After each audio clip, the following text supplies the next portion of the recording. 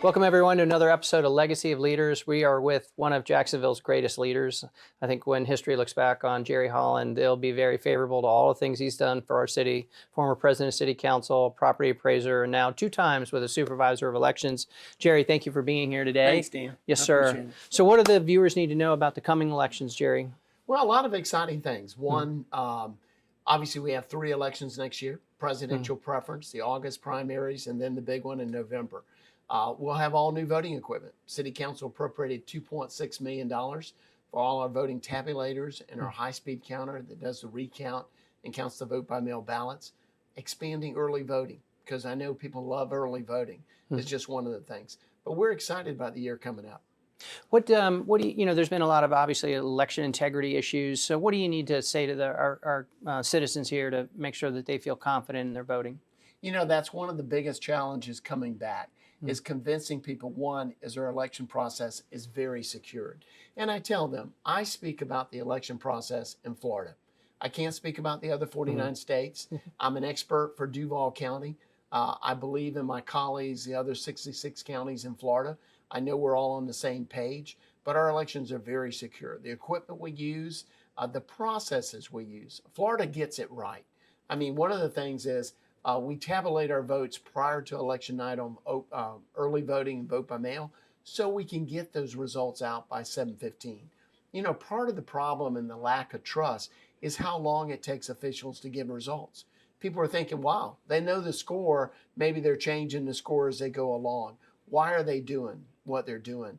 And, you know, one of the faults I had for the 2020 elections was not do I have any proof of the election was stolen, but the lack of transparency that I saw throughout the country, where election officials were asked questions, not answering them, or they were doing things, you know, like, why are you stopping counting votes? But then you came back in a couple hours.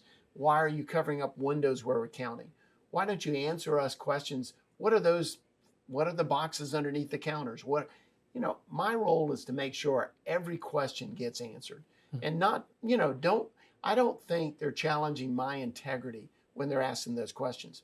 They need to have those questions answered, and we need to be very transparent.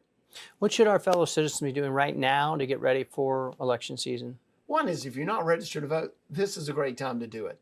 You know, when you've got time to do that and everything can be verified, you're voting. The other thing is update your voting record. If your address has changed, you know, we have about 639,000 voters. And every time we send out mail, 10% of it comes back because they move and don't tell us where they're going.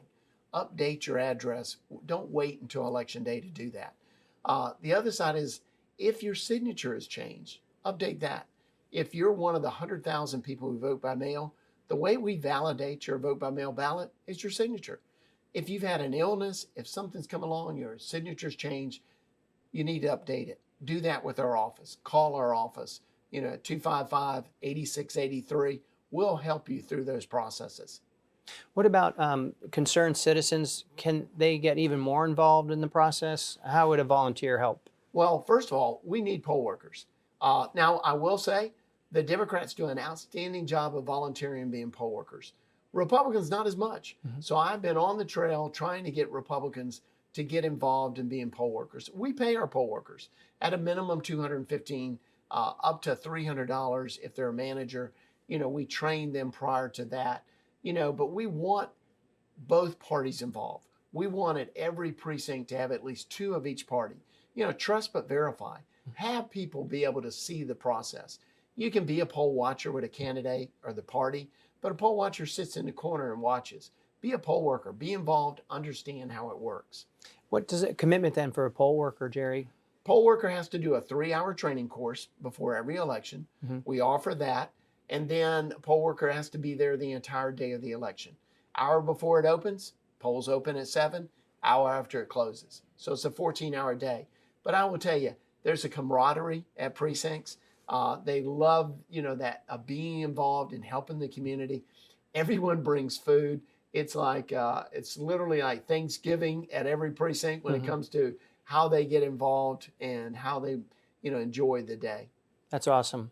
Well, Jerry, thank you again for bringing so much trust and verifications to our election system. I know the folks in Duval are lucky to have you, lucky to have your staff.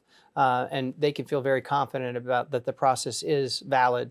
And so thank you again, Jerry. Always my pleasure. Appreciate it. Thanks, Dan. Thank you. And thank you all for listening in on another segment of Legacy of Leaders with the true Jacksonville leader, Jerry Holland. Thank you.